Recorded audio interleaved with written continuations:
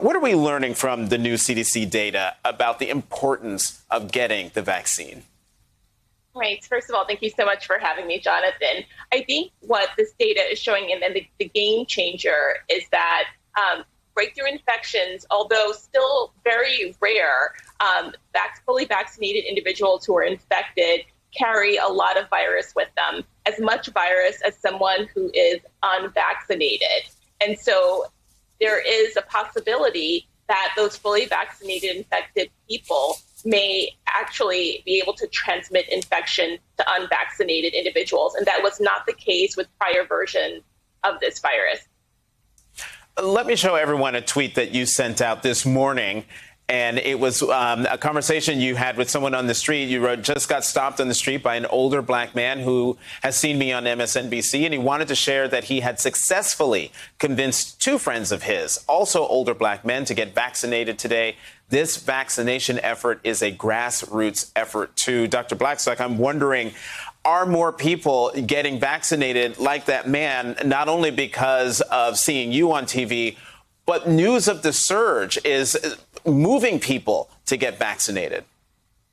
Well, we know that in states that have seen, increased, most profound upticks in cases, that they've also seen an increase in vaccination. So I do think to some level this Delta variant is scaring, or rather motivating, some people to get vaccinated. But I think there are other people that may be unmoved by this. And as we know from a lot of the Kaiser Family Foundation polling, people have a variety of reasons for not being vaccinated. We know that often, especially in communities of color, there is a distrust towards institutions that have harmed our communities. And I know that a lot of conversations I have, especially with that gentleman who stopped me on the street, that was one of the concerns of his friends. But with conversation, patience, and a lot of discussion, they decided to get vaccinated. You know, one of the other data points, or one of the things that noted in this report, is that the Delta variant is as transmissible as chickenpox. And so what does that mean for parents of children under 12 years old for whom the vaccine has not even been approved?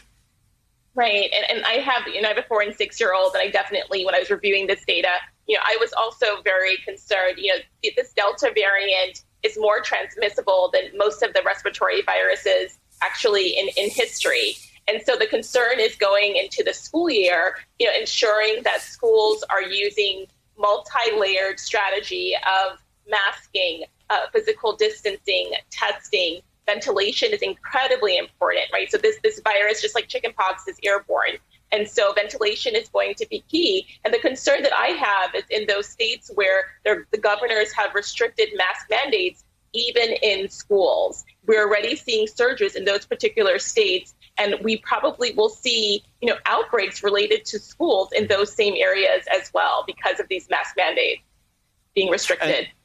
And speaking of mask mandates, I'm wondering, here in Washington, they've been reimposed.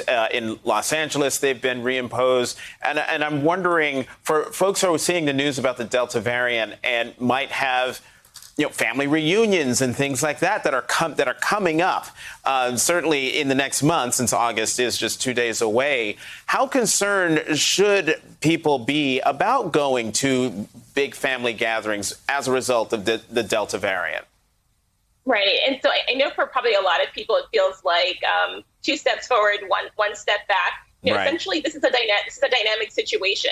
The situation is evolving. We now have this Delta variant that has thrown a wrench into what was a promising situation, especially for the fall. But what I would say for people who are considering family gatherings for August is to obviously avoid indoor areas, and even outdoor crowded areas are also incredibly risky. We're going to have to think about, smaller gatherings, just like we did last fall. We're going to probably have to repeat a lot of those same sort of physical distancing restrictions that we had before, especially if we're in settings where there are other people, we don't know their vaccination status. And so things are changing. As I said, it's a dynamic situation. We're going to have to be able to flex to it.